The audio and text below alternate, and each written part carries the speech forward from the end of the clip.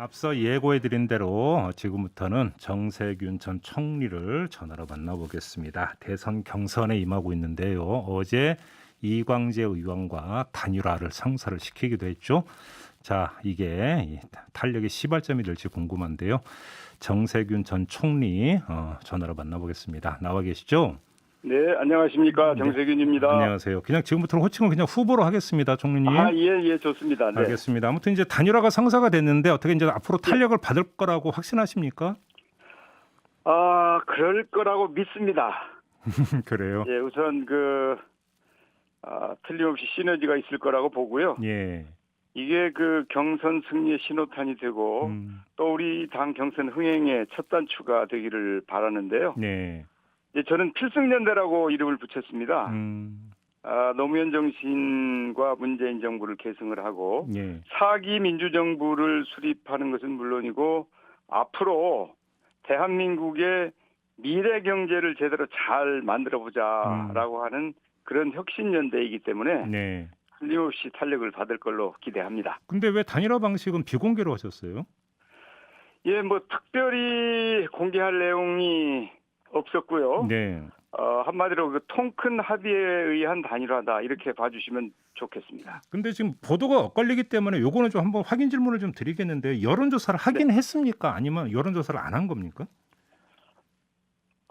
저는 이제 자세한 내용은 실무진들이 알아서 했고요. 예. 이광재 후보와 제가 그렇게 하기로 합의한 것입니다. 알겠습니다. 여러 가지를 참고했을 가능성은 있다고 봅니다만은 어떤 내용이 있었는지 그것은 실무진들의 몫이었습니다. 알겠습니다. 지금 후보님께서는 필승연대라고 표현을 하셨는데 예. 거의 모든 언론은 반 이재명 연대로 표현을 하고 있던데 어떻게 받아들이십니까? 전혀 그거하고는 다릅니다. 그래요? 예, 저희 당내에서 네. 선의의 경쟁을 하는 것이지 네. 어떤 특정인을 염두에 두고 연대를 하고 하는 것은 그런 공학적인 것보다는 오히려 네. 이광재 후보와 저는 정책적으로 앞으로 미래 세대를 위한 경제를 좀 잘 만들어 보자. 우리 다음 세대가 우리보다 더 잘 살아야 될 거 아니냐. 네. 이제 그런 차원의 네. 경제 혁신이나 정부 혁신 이런 쪽에 서로 공감되는 부분이 많기 때문에 네. 그런 정책과 정신을 토대로 해서 연대가 이루어진 것입니다. 알겠습니다. 후보님 혹시 다른 추가 단위라도 지금 혹시 모색을 하고 있습니까? 지금 논의되는 건 없습니다. 논의되는 건 없고요. 그럼 지난 3일에 이낙연 후보와 만남의 어떤 성격은 뭘로 규정을 하면 되는 겁니까? 일단 단일화 논의는 전혀 없었고요. 예. 정책을 연대한다든지 또 어떤 정책적인 공조 이런 것은 열린 마음으로 하자. 네.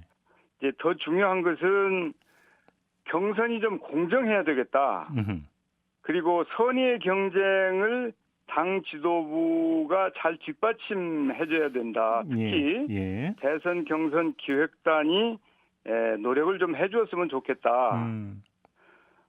그래서 경선 과정이 각 후보의 정책이나 정체성이나 도덕성을 철저하게 검증하는 공정한 경선이 되도록 당 지도부에 촉구를 했습니다. 네. 그런 내용이 중심입니다. 경선 관리는 좀 이따 좀 여쭤보도록 하겠고요.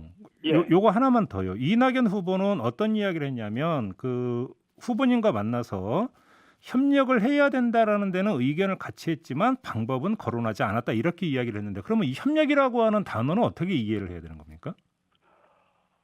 그거야 당내 모든 후보들이 정권 재창출을 위해서 당연히 협력해야죠. 예. 그러니까 협력의 방식을 좀 여쭤본 거거든요. 예, 그리고 이제 우리 당에는 결선 투표 제도가 있어요. 예, 알고 있습니다. 네. 예, 그렇기 때문에 결선에 가면 1, 2위가 경쟁을 하는 거거든요. 그렇죠. 예, 그래서 자연스럽게 이 힘이 합쳐지는 그런 방식으로 설계가 되어 있기 때문에 네. 누구를 반대하고 또 어떻게 하고 하는 것은 그것은 그런 공학적인 것과는 거리가 멀고 네. 이광재 후보와 저같이 이 정책적으로 공감하는 바가 많고 또 개별적으로도 신뢰를 하고 있는 그리고 서로 존중하는 이제 그런 사이의 연대와는 이 무관하다고 저는 봅니다. 알겠습니다. 조금 전에 경선 관리의 공정성을 강조를 하셨는데 그럼 현재 지금 예. 좀 관리가 불공정하다고 판단하시는 겁니까? 그렇죠. 좀 그런 측면이 있어요. 예를 들면 어떤 게 문제인 겁니까? 이제 지난번에 이 면접관 뭐 엎치락 뒤치락 했지 않습니까? 김경률 회계사 말씀하시는 겁니까? 예, 그렇죠. 예. 네. 근데 김경률 그리고 나서도 뭐 저는 문제 제기를 안 했습니다만은 예. 면접관들이 막 바뀌고 이 하루 전에 확정이 되고 하는 등에 네. 좀 졸속이 좀 있지요. 예. 이제 이게 너무 서두르기 때문에 그런 측면이 있는 것이고요. 뭐 바로 전날 경선 룰이 바뀌는가 하면 또 이 전달이 바로 전날 된다든지 예. 또 후보자들의 의견이나 이런 것은 전혀 청취도 하지 않고 일방적으로 통행한다든지 여러 가지 난맥상이 있죠. 아마 그것은 꼭 그렇게 하려고 해서라기보다는 무리하게 스케줄을 급하게 하다 보니까 아마 네. 그런 부작용이 나오는 거 아닌가 저는 그렇게 보고 있습니다. 그렇게 보면 그거는 좀 경선 관리의 그러니까 공정성 문제보다는 그 부실한 문제 이렇게 봐야 되는 거 아닐까요, 그러면? 공정성하고도 관계가 있죠. 그래요? 예, 왜냐하면 이제 어제 네. 그 당 대표가 예. 이 경선이 마치 이제 시작되고 있는데 특정 후보가 다 확정이 된 것처럼 그런 발언을 했어요. 이것은 사실상 편파적 발언 심각한 문제죠. 예. 어제 송영길 대표 발언 말씀하시는 그런 거죠? 것들이 이제 그리고 그런 것이 일어나는 것은 전체적으로 실무진에게도 영향을 주는 것이고 네. 그것은 지혜롭지 않은 이 경선 관리라고 저는 봅니다. 알겠습니다. 어제 송영길 대표의 발언에 대해서 후보님도 아주 강하게 비판을 하셨는데 혹시 그 뒤에 예. 송영길 대표로부터 무슨 설명이나 해명 들으셨습니까? 그런 거 없습니다. 전혀 들은 거 없고요. 예, 좀 당 대표의 발언은 예. 좀 신중하고 무거웠으면 좋겠어요. 예. 예, 뭐 저도 당 대표를 3번이나 해본 사람인데, 네. 여러 가지 그 당원들을 다 잘 아우르고 또 특정 당원들을 공격하거나 또 아니면 또 옹호하거나 이런 것보다는 그야말로 다 포용하는 이제 그런 아버지 같은 자세가 필요하거든요. 예. 알겠습니다. 자, 지금부터는 우리 후보님과 관련된 질문을 좀 드릴게요. 일단 먼저 이 질문부터 좀 드려야 될 것 같은데 약간 결례일지도 모르겠지만 사전에 좀 양해를 구하고 질문을 드리겠는데요. 예. 그러니까 평소 그 후보님 별명이 스마일맨 아닙니까? 스마일맨. 그런데 그렇죠. 요 경선에 임하면서 많이 싸나워지셨다 이런 평가가 많던데 어떻게 받아들이십니까? 스마일이 전부가 아니죠. 예. 원래 제가 야당 대표를 할 때 입법 투쟁이나 대여 투쟁을 가장 강하게 한 당 대표로 남아 있죠. 예. 그러니까 제가 이 스마일이라고 하는 한 면만 보지 마시고 결정적인 때는 강력하게 자기 주장도 하고 싸움도 하고 하는 그런 양면성이라기보다는 다양성을 가지고 있다고 보셔야죠. 그걸 이 천편일률적으로 그냥 스마일만 가지고 어떻게 제가 오늘에 이르렀겠습니까? 그것은 저를 잘 모르는 판단이죠. 그러면 그 후보님께서 단호하게 대처해야 되는 사안이 뭐라고 꼽으시는 겁니까? 예를 들어서 어제 JTBC 주재 토론회가 있었는데 이 자리에서 후보님이 이재명 후보의 뭐라고 표현을 해야 됩니까? 김부선 씨와의 관계라고 표현을 해야 될까요? 이거를 이제 질문했는데 바로 이런 것들을 말씀하시는 겁니까? 아니 그것은 제가 싸워야 될 상대는 아니죠. 왜냐하면 이제 이재명 후보가 우리 당의 이 여론조사 지지도 1위 압도적인 1위 후보 아닙니까? 그렇죠. 그러면은 경쟁자이면서 또 우리 당의 자산이에요. 예. 그래서 이분이 현재로 봐서는 이분이 후보가 될 가능성이 상당히 높잖아요. 네. 그러면은 당 내에서 경선이라고 하는 것은 도덕성이나 능력을 검증하는 거거든요. 예. 이런 검증을 하지 않고 본선에 내보내면 그러면 본선에서 그런 것들이 드러나고 결과적으로 본선 승리에 문제가 있다 그러면 당이 패배하는 거 아닙니까? 예. 그래서 경선이라고 하는 것은 이 능력이나 도덕성을 제대로 검증해야 되는 책무가 있기 때문에 그 일환으로 당원이나 국민을 대신해서 물어본 거예요. 전날 면접관들이 질문을 했는데 네. 그냥 답변을 안 해버리고 그건 답변 안 하겠다고 해서 그런 건 답변해야 되는 거다.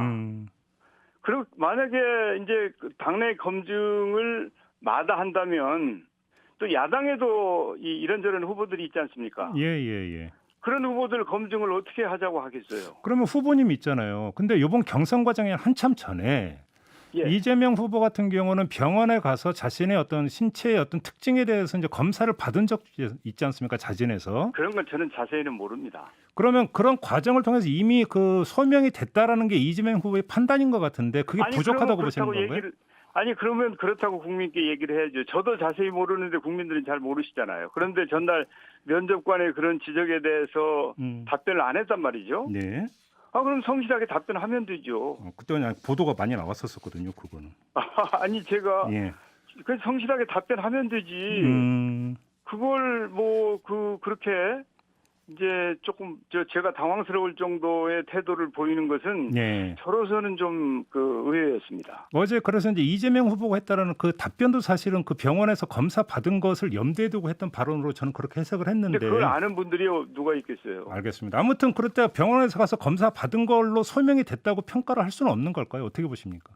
네, 그건 국민이 판단할 일이지 제가 판단할 일은 아닙니다. 그렇게 보시는 거고요. 알겠습니다. 그 지금 조금 전에 후보님 스스로 지금 이 경선 구도가 이제 어떻다라고 말씀하셨는데 이게 큰 출렁임이 있을 거라고 그렇게 전망을 하십니까? 당연히 있을 테이죠. 또 없을 수도 있고요. 예. 과거의 경험으로 보면 예. 이게 그 경선 과정이 그냥 통과 의례가 아니고 그야말로 경선 드라마를 쓰기도 했거든요. 그렇죠. 예. 그것은 여든 야든 마찬가지입니다. 네. 그렇기 때문에 이제 앞으로 그런 드라마가 펼쳐질 것이다. 그리고 그런 드라마를 만들기 위해서 노력하는 것이죠. 또 그러면 이제 국민들께서도 이제 그런 드라마가 펼쳐져야 아무래도 그 흥미가 있으시겠죠. 결국 흥미 위주는 아닙니다만 후보님께서 말씀하시는 드라마가 펼쳐지느냐 마느냐는 결국은 관건은 결선 투표까지 가느냐 마느냐가 하나의 중요한 변수일 것 같은데 결선 투표까지 갈 거라고 보십니까? 예, 저는 갈 거라고 봅니다. 확신하세요? 왜냐하면 지금 나오고 있는 여론조사 추이를 보면은 사실은 쉽지 않을 것 같은데요. 제가 보기에는 갈 거라고 봅니다. 그냥 이 경선 과정이 아무런 변화 없이 흘러갈 것 같지는 않습니다. 그렇게 보시는 거고요. 그래요? 그러면 그 결선 투표까지 간다면 거기서 그러면 그 확 뒤집어질 수도 있다고 보시는 겁니까? 그거야 가능성이 항상 열려 있죠. 예. 만약에 현재 여론조사대로 경선이 끝날 거라면 그러면은 경선 참여자들이 의욕이 많이 떨어지겠죠. 재미가 없죠, 일단. 그리고 과거에 많이 뒤집어졌잖아요. 네네네. 대표적인 사례가 이제 노무현 대통령 케이스죠. 예. 처음에 출발할 때는 전혀 가능성이 없다고 봤는데 경선 과정에서 완전히 드라마가 만들어진 거 아닙니까? 예. 이제 그런 것들이 반복될 수도 있고 그렇지 않을 수도 있고 그렇기 때문에 열려 있고 이제 이 후보자들은 그런 드라마를 만들기 위해서 나름대로 최선을 다하는 것이죠. 알겠습니다. 지금 후보님의 지지율이 지금 그 많이 오르지를 못하고 있는데 자가 진단은 어떻게 하고 계시는 겁니까? 왜라고 지금 분석을 하고 있나요? 예, 그 답을 알면 좀 가르쳐 주십시오. 아니면 제가 잘 알면 아마 저는 지금 그 저에 대한 관심과 지지가 축적이 되고 있다고 생각합니다. 사실 제가 정부에서 일하다 나온 지가 얼마 안 됐지 않습니까? 그렇죠.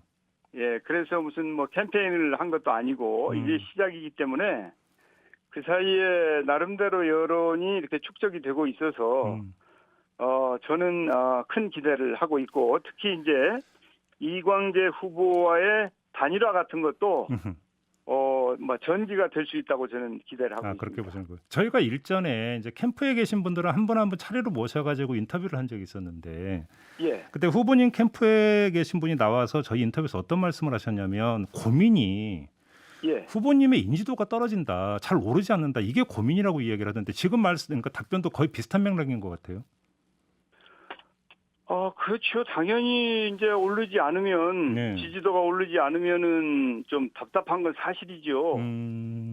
그러나 그 답답함을 깨기 위해서 노력하는 게 후보나 지지자들의 노력 아니겠습니까? 근데 좀 제가 그러니까 외람되지만 하나 좀 질문을 마저 드려보고 싶은 게 뭐냐면 당 대표도 하셨고 의장도 하셨고 총리까지 하셨는데도 불구하고 예. 지명도가 떨어진다면 그건 국민들에게 뭔가 임팩트 있게 다가가는 후보님만의 상징 요인이라는 게 거의 없기 때문 아니냐, 이런 분석도 가능할 것 같은데 어떻게 받아들이십니까? 그럴 수 있죠. 그래요? 그럴 수 있죠. 그런데 이제 예. 그 국민들께서 어떤 사람을 원하느냐, 그리고 그때 필요한 인재가 어떤 인재냐. 예. 저는 이번 그 대선에서는 우리 당원들이나 지지자들이 네. 본선 경쟁력이 있는 그런 후보를 원할 거라고 봅니다. 그 중에서도 가장 중요한 것이 경제 운용 능력이다. 네. 그러니까 경제적인 전문성이다. 이렇게 저는 보고 있어요. 네. 그 다음에는 이제 통합의 리더십이 필요하다고 판단할 것이다. 예. 당을 이제 경선이 끝나고 나면 하나로 모아서 당의 힘을 결집시킬 수 있는 그런 게 필요하다고 본다. 그리고 국가적으로 세 번째는 외교 역량이 매우 중요하다고 볼 것이다. 예. 지금 그 미중 패권 경쟁이 심각하지 않습니까? 네. 여기서 어떻게 이 국익을 지킬 것인가.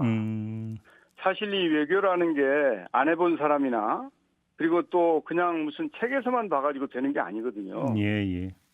뭐 저만 해도 많은 경험과 노하우가 있어서 외국의 정상들하고 만나서 스스럼 없이 대화할 수 있는 그런 준비가 되어 있단 말이죠. 네네. 그리고 이제 마지막으로는 도덕성 검증이 이번에는 어느 때보다도 치열할 거라고 봅니다. 우선 국민의 도덕성에 대한 눈높이가 높아졌을 뿐만 아니라 예. 야권의 유력 주자의 도덕성 문제가 이미 불거진 상태거든요. 그렇죠. 네. 그렇다면 야권은 도덕성 검증을 하고 여권은 안 하고 그거 되겠습니까? 알겠습니다. 예, 그래서 예. 이런 네 가지 기준 그런 걸 제대로 갖춘 사람은 정세균이 유일하다. 네. 저는 이제 그래서 승산이 있다고 보는 겁니다. 알겠습니다. 그걸 마지막 답변으로 들으면서 오늘 인터뷰는 좀 마무리를 해야 될 것 같습니다. 고맙습니다, 네. 후보님. 네, 감사합니다. 네, 지금까지 더불어민주당의 정세균 후보와 함께했습니다.